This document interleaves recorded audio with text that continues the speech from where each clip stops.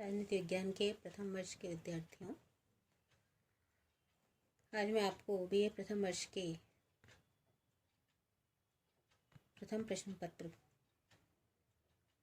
राजनीति विज्ञान के मूल आधार के अंतर्गत राज्य की उत्पत्ति के ऐतिहासिक या विकासवादी सिद्धांत के बारे में बताने जा रही हूँ।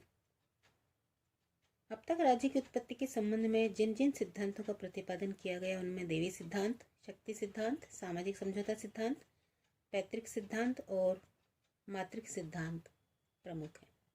लेकिन राज्य की उत्पत्ति की व्याख्या के रूप में इनमें से किसी भी सिद्धांत को स्वीकार नहीं किया जा सकता।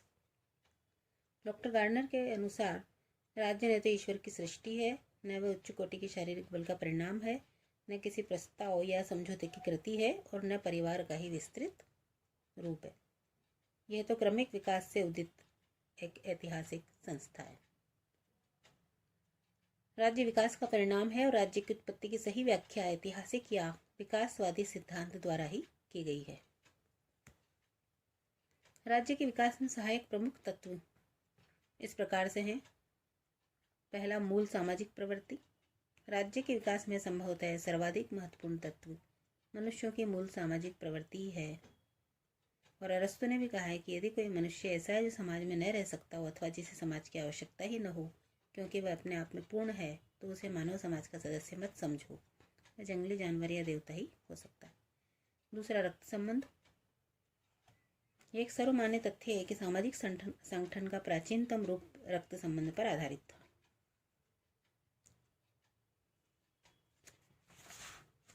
तीसरा है धर्म। रक्त संबंध की भांति धर्म का भी राज्य की स्थापना में महत्वपूर्ण योगदान रहा। राज्य के विकास कार्य में रक्त संबंध और धर्म परस्पर घनिष्ठ रूप से संबंधित रहे हैं। चौथा, शक्ति। राज्य संस्था के विकास में शक्ति या युद्ध का स्थान भी अति महत्वपूर्ण रहा। पहले सामाजिक व्यवस्था थी जिसे राजनीतिक व्यवस्था में परिवर्तित करने का कार्य युद्ध के द्वारा ही किया गया। पांचवा, आर्थिक गतिविधियां। राज्य की उत्पत्ति और विकास में आर्थिक गतिविधियों का भी बहुत महत्वपूर्ण योगदान रहा। गेटल ने भी लिखा है कि आर्थिक चेष्टाएं जिनके द्वारा मनुष्य ने मौलिक आवश्यकताओं की संतुष्टि की तथा बाद में संपत्ति और धन का संचय किया, राज्य के निर्माण में आवश्यक तत्व रही हैं। कार्ल मार्क्स ने भी इस विचार को अभिव्यक्ति किया कि राज्य आर्थिक परिस्थिति की ही अभिव्यक्ति है।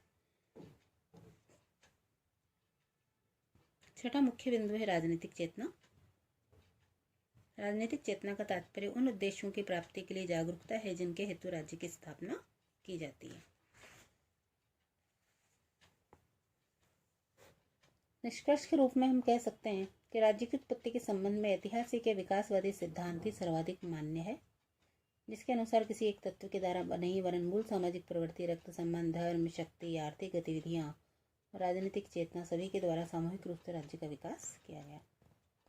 डॉक्टर गार्डनर ने लिखा है कि इनमें से किसी भी एक तत्व के कारण राज्य का उदय नहीं हुआ है वरन सबके सामूहिक रूप से कार्य करने के परिणाम स्वरूप ही राज्य अस्तित्व में आया है। धन्यवाद।